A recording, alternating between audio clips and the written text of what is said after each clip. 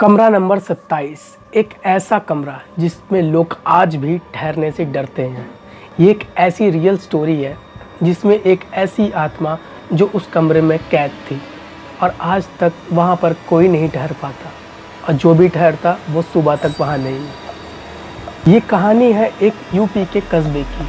उस कस्बे में एक लॉज था जहाँ पर उसका मालिक कभी भी कमरे नंबर 27 में नहीं ठहरा था, और कोई भी वहाँ पे ठहरता तो वो उसको मना कर देता था। फिर एक रवि नाम का व्यक्ति अपने इंटरव्यू की तैयारी करने के लिए उस लॉज में रुका। उस लॉज में उस दिन सारे कमरे भरे पड़े थे, सिर्फ एक कमरा नंबर 27 खाली था। तो मजबूरी में उसके मालिक ने उसको कहा कि कमरा नंबर 27 में आप ठहर सकते हैं। मजबूरी में उस रवि को उसी कमरे में ठहरना पड़ा। बेचारा रवि, उसको ये तक नहीं पता था कि वो कमरा कितना ज़्यादा ख़तरनाक है और वो दिन उसके लिए आखिरी दिन होगा। तो दिन का उजाला था तो ज़्यादा कुछ हुआ नहीं, वो अपना इंटरव्यू की तैयारी कर रहा था। रात होते ही रात के 12:13 पर उसकी आंख अचानक से खुलती है, जैसे उसके दरवाज़े पर कोई हो। तो जब उसकी आंख खुली तब दरवाज़े की ओर एक लड़की की आवाज़ आती है। वो रवि से मदद मांगती है, दरवाज़ा खोलो, मुझे मदद चाहिए, मुझे बचाओ, दरवाज़ा खोलो। ये कहते ही वो लड़की शांत हो जाती है। तो रवि बहुत ही ज़्यादा डर जाता है। वो अपनी घड़ी में टाइम देखता है तो 12:13 होते हैं।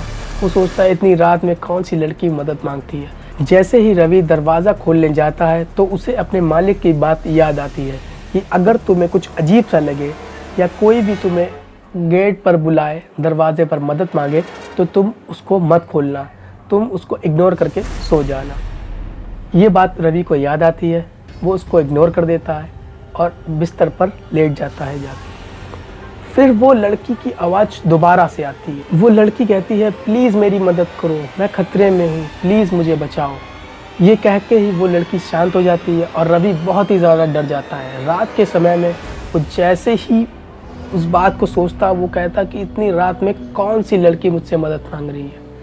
तो वो उसको इग्नोर करके लेट जाता है। तो वो जैसे ही आईने में देखता है तो आईने में देखता है कि एक लड़की बाहर खड़ी हुई है। रवि कहता है ये तो वही लड़की है। तो वो आईने में वो समझ नहीं पाता है क्योंकि अंधेरा था, लेकिन उसे उसके घने बाल और मुंह उसका जो था खून से लथपथ था और वो सफ़ेद कपड़े पहने थी। रवि बहुत ही ज़्यादा डर जाता है। रवि कहता है ये तो खून से लथपथ है, क्या पता सच में वो मदद मांग रही है। वो जल्दी वल्दी उठता है बेड से और दरवाज़ा खोलता है तो दरवाजे के बाहर कोई नहीं था। वो दोबारा आईने में देखता है तो आईने के बीचों बीच में एक लड़की खड़ी होती है, वही लड़की जो दरवाजे के बाहर थी, और वो कमरे के बीचों बीच में आईने में नज़र आती है। रवि घूम के देखता है तो बहुत ही ज़्यादा डर जाता है, और आईने में एक ऐसी चीज़ लिखी होती है जो वो चीज़ पढ़ के बहुत ही ज़्यादा डर जाता है। उस आईने पर लिखा था, आपने दरवाज़ा नहीं खोला तो मैं खुद ही अंदर आ गई।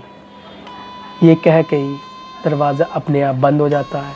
लाइट बंद बुझ होने लगती है और सारी लाइटें एकदम से बंद हो जाती हैं, और कुछ ही देर बाद सुबह हो जाती है और रवि वहाँ से गायब। उस लॉज का मालिक वहाँ पर आके देखता है तो उस रवि का फ़ोन, कपड़े, बैग सब वहीं पर होता है, और वो आईना देखता है तो आईने पे कुछ नहीं लिखा था और रवि भी वहाँ से गायब था। तो वो कमरा इतना ज़्यादा खतरनाक, इतना ज़्यादा खौफनाक था कि वहाँ पे जो भी रहता वो एक दिन से ज़्यादा नहीं टिक पाता था। और रवि नाम का वो लड़का बेचारा रात में वहाँ रहता है और सुबह तक की सब गायब। फिर लॉज का मालिक बहुत ही ज़्यादा डर जाता है और वो उस कमरे को सील करा देता है। तो लोगों का आज भी मानना है कि कमरे नंबर 27 के बाहर एक लड़की रोज़ 12:13 पर मदद मांगने आती है, और उसकी मदद ना होने पर वो उस कमरे के अंदर अपने आप चली जाती है, और शीशे पर लिखा होता है कि आपने मुझे अंदर नहीं आने दिया तो मैं अपने आप आ गई। तो क्या रवि रात होते ही या सुबह होने से पहले वो अपने घर से चला जाता है, उस मतलब कस्बे से चला जाता है, या उसको भूत उठा ले जाता है? ये बात अभी भी कोई नहीं मानता, लेकिन ये बात ज़रूर मानता है कि वो कमरा नंबर 27 के पास कोई मत जाओ, वो बहुत ही ज़्यादा खौफनाक है। और कुछ टाइम बाद उस लॉज में आना भी सबने बंद कर दिया था। तो मैं आप लोगों से एक सवाल पूछूंगा, आपको कमेंट में आंसर देना है कि अगर रात के 12 बजे या किसी भी समय पर आपसे कोई अननोन आदमी मदद मांगता है तो क्या आप उसकी मदद करेंगे?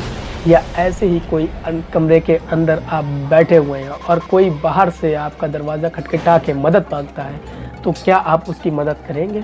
कमेंट में आंसर ज़रूर बताइएगा। और ऐसी ही रियल स्टोरी देखने के लिए आपको मेरा चैनल सब्सक्राइब करना होगा, तो चैनल को सब्सक्राइब करना मत भूलिएगा और वीडियो को लाइक ज़रूर कर दीजिएगा।